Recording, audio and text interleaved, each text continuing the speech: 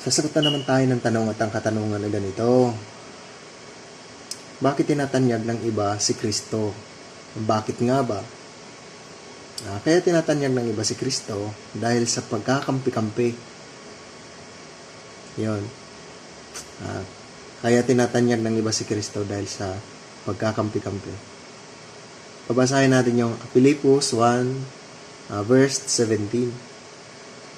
Ganito ang nakasulat sa Pilipos 1 verse 17. Datapwat, itinatanyag ng iba si Kristo dahil sa pagkakampi-kampi, hindi sa pagtatapat na ang iniisip ay dalahan ako ng kabighatian sa aking mga tanikala.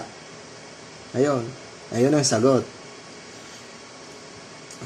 Sa tanong mo na bakit tinatanyag ng iba si Kristo, kaya tinatanyag ng iba si Kristo dahil nga sa pagkakampi-kampi. Hanggang dito na lang.